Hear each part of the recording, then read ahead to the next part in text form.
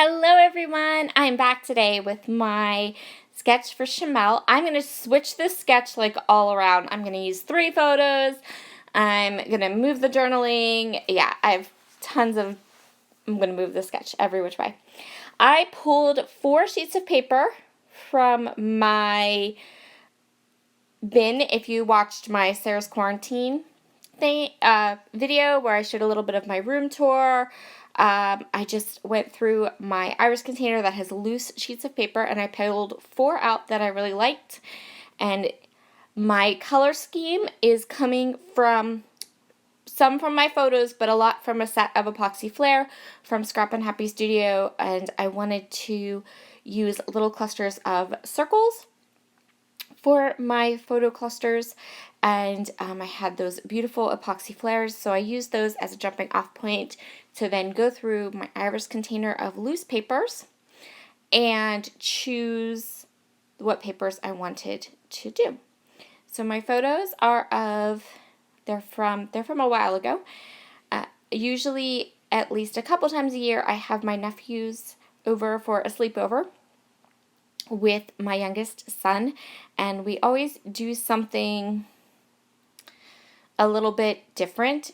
So this time I made Bantha hot cocoa from Star Wars, and so the boys really liked it, so I documented the 3 mugs of cocoa I made for them, the little photo from the recipe that I got on Pinterest, and then the 3 of them giving me a thumbs up because it was yummy and they liked it. Okay, so I just am going to eliminate the photos that are on the bottom of the sketch. I don't need them.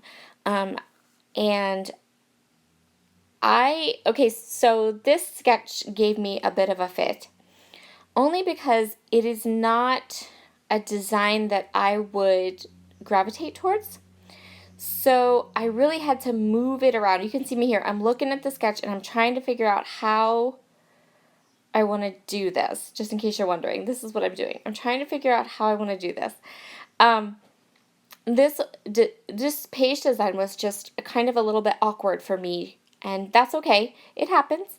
But what I'm going to decide to do is I'm going to decide to put all of my photos right there, just as a collage and close together. If you know me, kind of my go-to thing that I do gravitate towards is if I'm not using more than 1 or 2 photos, if I'm using a lot, I want to put them together. I want them to be almost like a collage of photos all together. And then I kind of view them as I'm creating my layout as one big block. And that's just my design process. It's just what I do. So I'm going to use these stickers to pull in my title. My title is going to be Sweet Treats. And of course I'm going to have to glue all of these stickers down because they are, in fact, chipboard stickers that don't stick. I think they're from Maggie Holmes. They worked really well. I know because of the harsh lighting in this room, it looks like they just kind of blend in, but they don't. When you look at the photos, you can see you can see the title just fine. I'm going to use this stamp. This is an older stamp set from Close to My Heart. I've had it for a really long time, and basically the only part of it that I really use is this one stamp that is like a little journaling block. I kind of love it. It's perfect. It's like the perfect size, and I'm going to use my currently obsessed with Catherine Pooler inks. This is Twilight, and I'm going to go ahead and stamp it down. I actually end up needing 2, but I'm going to fussy cut and then add my journaling to this journaling spot. And actually, I'm going to end up with 2 journaling spots because that's how much. I had a lot to write about. I didn't think I did, and then as I started writing on this one, I needed to stamp another one and create another one, so I had 2. So, yeah, I'm really excited that I got to go into that iris container and kind of go through all of my loose paper and pick out what I wanted, like pick out different designs. So if you're interested in manufacturers, the polka dot paper is Simple Stories. That green stripe is Simple Stories from at least 2 years ago. And then that bottom pink paper is really old. Allison Craft paper. I think it's Echo Park. She did some lines for Echo Park and she did some lines for Webster's Pages, and she was one of my all-time favorite designers of paper collections. I loved everything she did when she was designing for scrapbook companies. And so I have, I will admit to hoarding Allison Craft designs.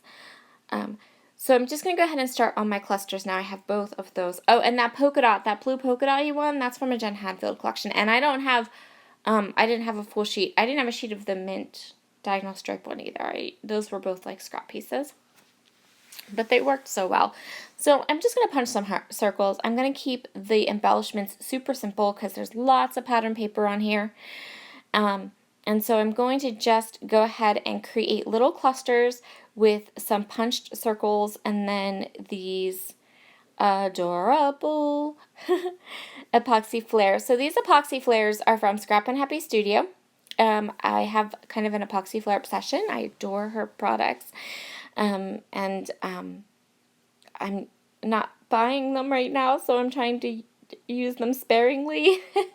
But these were from this past winter, and they're beautiful. They're big. They're not little. So sometimes she has smaller epoxy flares. She has all different sizes. But these are some of the larger ones. I think they're 1.5-inch circles. They worked really well. They definitely went with the theme. They went with the colors. And I ended up using the entire pack of these epoxy flare because they really were the only embellishments on this page. But that's okay because you know what? There's a lot of pattern going on this page. Tons of it. So I'm just going to keep on going here, punching circles and creating kind of a diagonal design of circles that's going to go from the top left to the bottom right.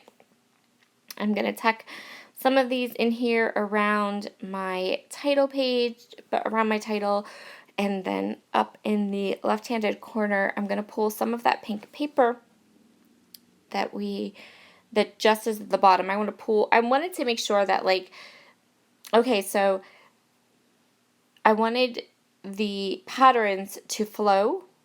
So I'm making sure that I have the pink paper at the bottom, that it also occurs a little bit at the top. I had matted my photos in some of that navy blue and lighter blue polka dot paper, and so I want to make sure that that occurs other places around my layout. I just love these epoxy flares. They're so adorable and so perfect for these photos. I'm also super glad that the photos I have here are, they're not super colorful, which means that I can add all these pattern papers and you still see the photos and they don't kind of get lost. Decided to add just a little strip at the top. I'm keeping that super simple. I kept all of this page like super simple. I wasn't feeling super creative this day that I did this layout. I wanted to be able to create something, but I wanted to keep it simple and just kind of go with a plan that I knew how to do, something that didn't require a lot of thought. So, and since that sketch was kind of losing me, I guess would be the word. I just kind of went, all right, we're going to take away all the parts that are making me twitch a little bit and that I'm not really comfortable with, and we're just going to do it we're just going to kind of go with bare bones. So, yeah, just so you know, you can make these sketches your own. You can make them. I just went with something I was comfortable with, even if it didn't match the sketch exactly, and that's okay. And I'm really happy with the layout. I'm really happy that I got to pull in some of these older papers that are 2 or 3 years old and were in that iris container. I'm super glad that I was able to get these photos scrapbook. These photos are older too. They're from 2017. So yeah, that's going to complete this layout. This was a nice, quick, easy one. And I hope you enjoyed it. Have a wonderful day, everybody, and I will see you all again very soon. Bye.